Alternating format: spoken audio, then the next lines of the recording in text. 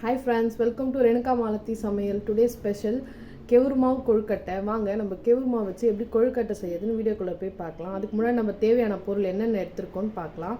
கெவுரு மாவு 2 cup, 1 cup வெல்லம், தேங்காய் 1 கப், 50 கிராம் முந்திரி, 100 கிராம் வேர்க்கடலை, 1 டேபிள் ஸ்பூன் ஏலக்காய் தூள், 1/4 டேபிள் ஸ்பூன் சுக்குத்தூள். வாங்க நம்ம எப்படி செய்யுதுன்னு வீடியோக்குள்ளே போய் பார்க்கலாம். வாங்கம்மா, 1 கப்பு வெல்லம் போட்டுக்கலாம்.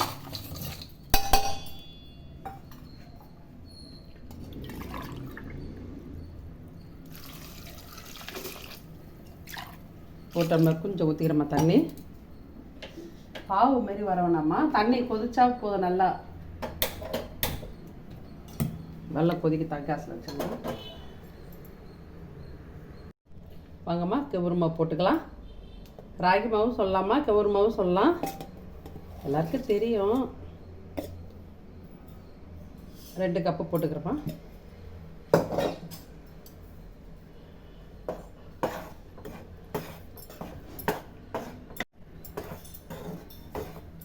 மீடியமான தீ வச்சு வரங்கம்மா, ரொம்ப ஸ்பீடு தீ வேணாம், மீடியமாக இருக்கட்டும். ஆனால் வறக்காமல் செய்தோம்னா பிசு பிசுன்னு இருக்கும், கொஞ்சம் வறுத்து செய்தோம்னா நல்லாயிருக்கும்.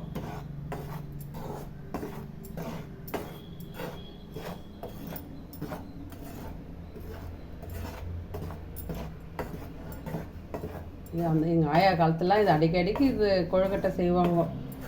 கெவுரு மாவில் புட்டு சேர்ந்து உண்டை செய்கிறது அடிக்கடிக்கு இந்த பலகாரம் உணவு.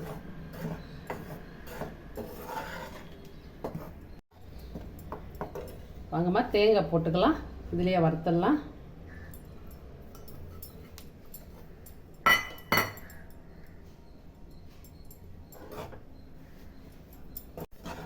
இந்த ஈரப்பதம் இதுலேயே போட்டு வறுத்தோம்னா அப்படியே அந்த ஈரமும் அந்த எல்லாமே நல்லா வறுந்து வந்துடும்.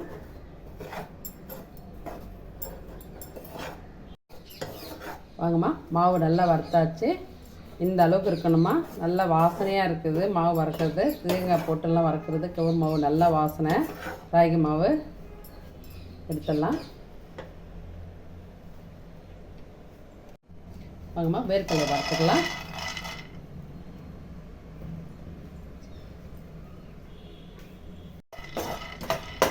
கொஞ்சம் வறுத்துட்டு தாம்மா தோலெல்லாம் உரித்து க்ளீன் பண்ணிடலாம். இது பச்சை வேர்க்கடலை, வறுத்தது நான் வாங்க மாட்டேன். இந்தமாரி வறுத்து தான் ரெடி பண்ணுவேன் எது வந்தாலும்.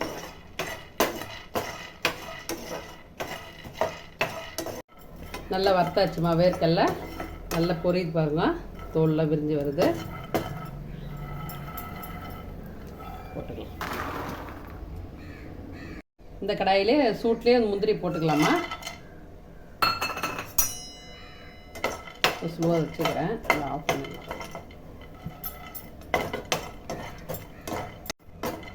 கேஸ் ஆஃப் பண்ணிடலாமா. இந்த சூட்லேயே அப்படியே பொரிஞ்சிடும். ஏன்னா வேர்க்கடலை வறுத்தோம், நல்லா சூடு போதும். கேஸ் ஆஃப் பண்ணிடலாம். அது எப்படி இருக்கட்டும். அம்மா, வேர்க்கடலை க்ளீன் பண்ணியாச்சு. நல்லா வறுத்துட்டு போட்டுக்கலாம்.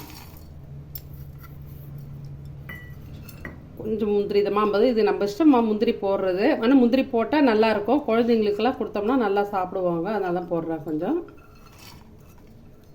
கொஞ்சம் லேசாக பொடி பண்ணிக்கலாம். கொஞ்சம் கூட உப்பு போட்டுக்கலாமா வெல்லத்தில். வெல்லம் தண்ணி நல்லா கொதிச்சுட்டு ஏலக்காய் பொடி போட்டுக்கோமா 1/2 ஸ்பூனு. கொஞ்சம் போல் சுக்குத்தூள். ரொம்ப கொதிக்க வேணாம், பாவு போகலாம் வேணாம், தண்ணி பதமாக இருந்தால் போதுமா. அது அந்த கலக்கி விட்டுட்டு எடுத்துடலாம். 1 ஸ்பூன் நெய் போட்டுக்கலாமா. ரொம்ப வேணாம், 1 ஸ்பூன் நெய் போட்டால் போதும். இந்த பொடி பண்ணி வச்சிடலாமா, முந்திரியும் வேர்க்கடலையும் இதில் போட்டுக்கலாம்.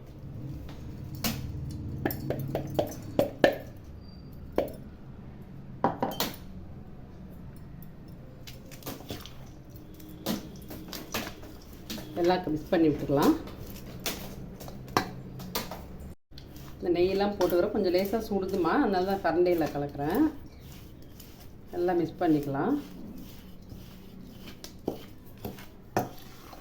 இது ரொம்ப நல்லா இருக்கும்மா.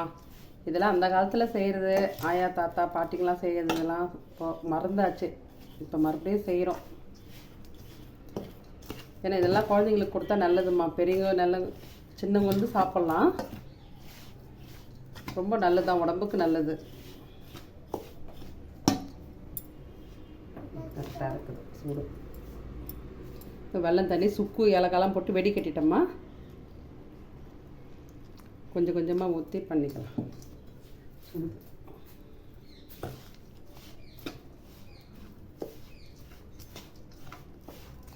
இல்லைம்மா, ரொம்பலாம் விட்டுக்காதீங்க. லைட்டாக கொஞ்சம் கொஞ்சமாக பார்த்து விடல. மிச்சம் இருந்தால் கூட டீ போட்டுக்கலாம். கொஞ்சம் லைட்டாக விட்டு விட்டு செஞ்சிடலாம்.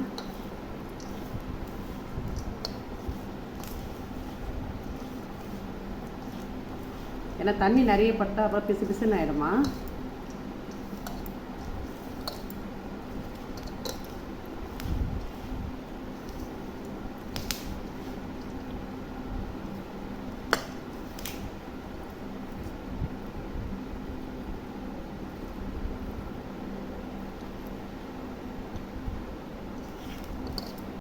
இந்தம்மா மாவில் பிசைஞ்சாச்சு. இந்த மாதிரி தான் பிசையணும். இந்த மாதிரி எடுத்துங்க. இந்த அளவுக்கு எடுத்து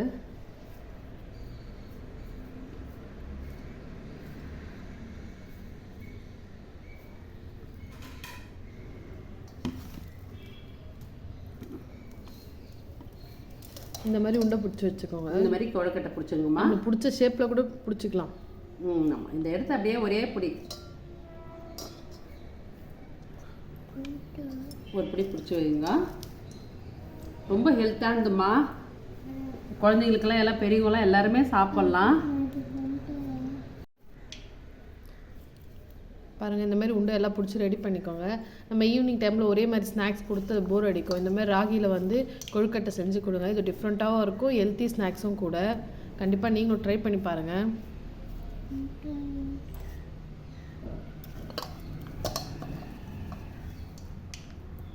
இந்த வீடியோ ரொம்ப நேரம் கூட டைம் எடுக்காது நம்மளுக்கு இதை செய்யறதுக்கு. கொழுக்கட்டை ஒரு 10 to 15 மினிட்ஸில் ரெடி ஆகிடும். இட்லி உண்டை வச்சு தண்ணி வச்சுக்கிறோம்மா. அதில் உள்ள தண்ணி கொதிச்சுட்டு வாழையில வச்சுக்கலாம்.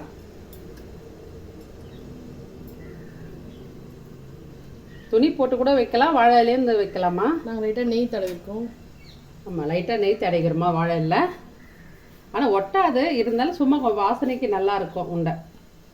ஏன்னா நம்ம ரொம்ப நெய்யெல்லாம் போடலை. எல்லா மாவும் பிடிச்சிட்டோம்மா உண்டை. இது ரொம்ப நல்லா இருக்குமா. குழந்தைங்களாம் பெரியவங்களும் சாப்பிட்லாம்.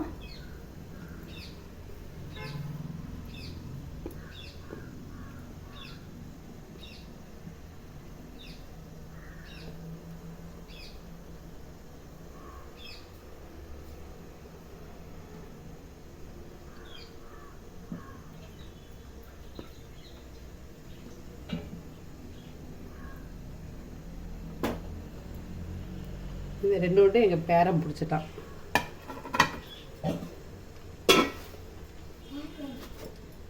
அப்படியே போட்டு விட்டுலாமா இலைய. நல்ல வாசனையாக இருக்குமா இலை போட்டு வச்சது. மூடிடலாம்.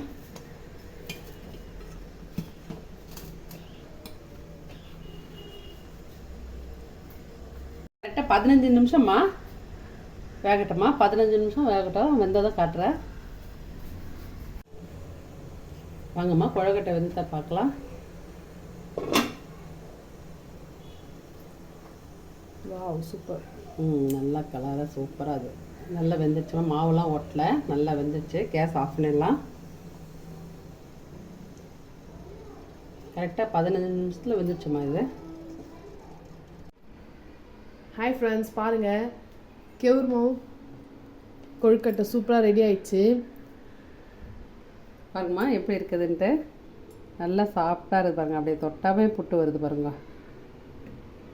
அதை பாருங்க, நல்லா வெந்திருக்கு. நல்லா வெந்துக்குது. ரொம்ப சாஃப்டாக நல்லா இருக்குதுமா. இந்த பாருங்க எப்படி வருது பாருங்க. அப்படி லேசாக அப்படி புட்டாலுமே பூ போல இருக்குது. நல்லா இருக்குது. சாப்பிடவும் நல்லா இருக்குது. சூப்பராக சூப்பராக அது. ஹாய் ஃப்ரெண்ட்ஸ், பாருங்கள், சூப்பராக ரெடியாக இருக்குது ராகி கொழுக்கட்டை. நீங்களும் இதுமாரி செஞ்சு ட்ரை பண்ணி பாருங்கள். மறக்காமல் எங்கள் வீடியோ ஸ்கிப் பண்ணாமல் பாருங்கள். ஈஸியாக செய்கிறது தான். நீங்கள் எல்லாம் செஞ்சு ஈவினிங் ஸ்நாக்ஸாகவும் சாப்பிட்லாம். Healthy dish. மறக்காமல் எல்லா குழந்தைங்க வந்து பெரியவங்க வரைக்கும் எல்லாருக்குமே செஞ்சு கொடுங்க. எங்கள் சேனலை மறக்காமல் சப்ஸ்கிரைப் பண்ணுங்கள், லைக் பண்ணுங்கள், ஷேர் பண்ணுங்கள். அடுத்த வீடியோவில் பார்ப்போம்.